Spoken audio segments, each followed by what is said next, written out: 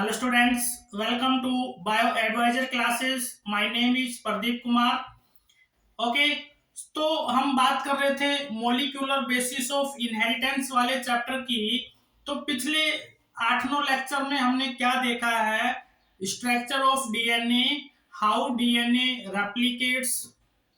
तो last lecture में हमने बात करी थी semi conservative mode of DNA replication, मतलब कि डीएनए कैसे एस फेज में अपने आप को मल्टीप्लाई करता है। क्लियर। तो जब हमने रेप्लिकेशन ऑफ डीएनए की बात करी थी तो हमारे पास एक चीज वहां पे निकल के आई थी कि जो मेन एंजाइम है which is required for replication of DNA is DNA dependent DNA polymerase. Okay, without this enzyme replication of DNA is not possible. तो DNA dependent DNA polymerase enzyme main काम करता है नई कॉम्प्लीमेंट्री चेन बनाने में। ठीक है, तो आज हम थोड़ा सा इसी एंजाइम के बारे में और बात करेंगे। तो अगर मैं बात करूं प्रोकैरियोट्स के अंदर, in prokaryotic organism for example bacteria, so in bacteria DNA dependent DNA polymerase enzyme are of 3 types.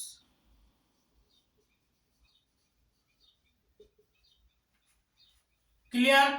Enzyme bacteria के अंदर जो ये एंजाइम है वो 3 तरह का होता है। फर्स्ट हम बात करेंगे डीएनए पॉलीमरेज,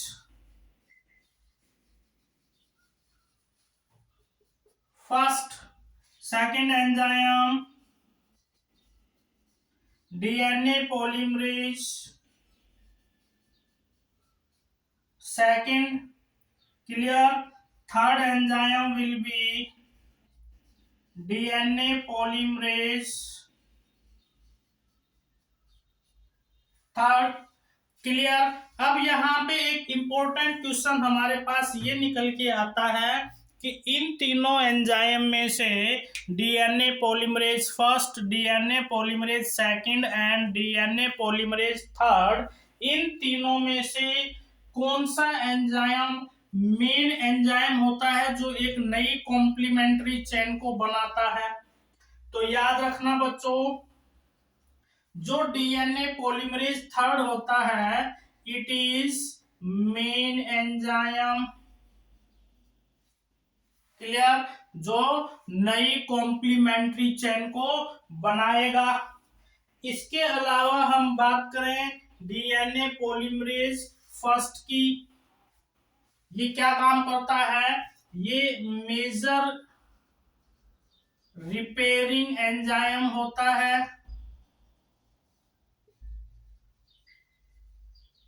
मतलब क्या हो जाएगा, यहाँ पे जो ये एंजाइम है वो प्रूफ रीडिंग भी करता है। अगर बाई चांस एक नई कॉम्प्लीमेंट्री चेन को बनाते टाइम डीएनए पॉलीमरेज थर्ड ने अगर कोई रॉन्ग न्यूक्लियोटाइड ऐड कर दिया बाई चांस, तो डीएनए पॉलीमरेज फर्स्ट जो करेगा बच्चों वो उसको चेक करेगा। अगर कोई रॉन्ग न्यूक्लियोटाइड वहां पे जुड़ा हुआ है तो वो उसको हटा के करेक्ट न्यूक्लियोटाइड को ऐड कर देगा। इसी को हम बोलते हैं प्रूफ रीडिंग। और रिपेयरिंग मींस ये जो नया जो डीएनए मॉलिक्यूल बना है उसको भी ये रिपेयरिंग का काम कर सकता है। डीएनए पॉलीमरेज सेकंड की अगर हम बात करें तो इसको हम बोल सकते हैं कि it is minor repairing enzyme. और अगर डीएनए पॉलीमरेज फर्स्ट रिपेयरिंग का काम नहीं कर रहा है तो उस टाइम पे डीएनए पॉलीमरेज सेकंड ये काम करेगा। ठीक है, तो ये तो हमने बात करी है प्रोकैरियोट के अंदर। अब अगर हम बात करते हैं यूकैरियोट के अंदर, तो यूकैरियोट्स के अंदर भी DNA dependent DNA polymerase enzyme जो होते हैं वो भी डिफरेंट डिफरेंट टाइप्स के होते हैं। तो अब हम बात करते हैं यूकैरियोट्स के अंदर। तो यूकैरियोट्स के अंदर भी DNA dependent DNA polymerase enzyme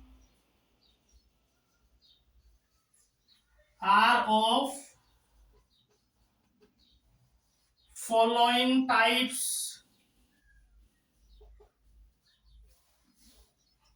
For example, it may be DNA polymerase alpha, beta, gamma, delta, epsilon.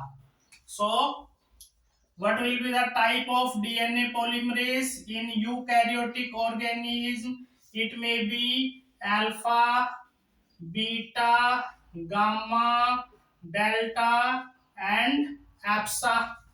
So in eukaryotic organism, DNA polymerase alpha, DNA polymerase beta, DNA polymerase gamma, DNA polymerase delta, DNA polymerase epsilon. Okay, clear. तो हम क्या बात कर सकते हैं यहाँ पे, जो डीएनए पॉलीमरेज अल्फा हमारे पास आता है, ये डीएनए पॉलीमरेज अल्फा यूकैरियोट के अंदर दोनों स्ट्रैंड पे काम करता है। Means work on leading and lagging strand of DNA and it initiates the synthesis of new strand along with RNA primer। Clear. तो ये हमारे अंदर यहाँ पे इंपॉर्टेंट एंजाइम का काम करता है।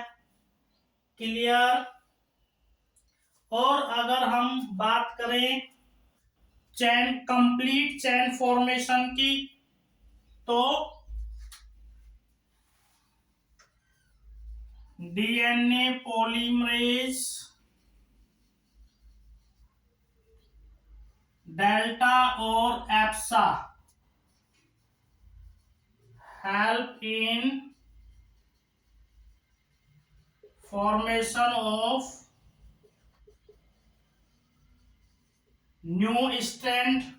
और हम बोल सकते हैं कि जो डीएनए पॉलीमरेज हमारे पास आता है डेल्टा और एप्सा, ये क्या काम करेगा, जो एक नई कॉम्प्लीमेंट्री चेन बनी है उसको बनाएगा ये। ठीक है, क्लियर बच्चों।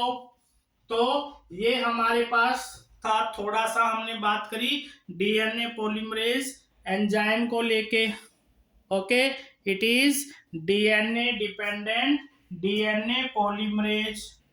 Clear, understand.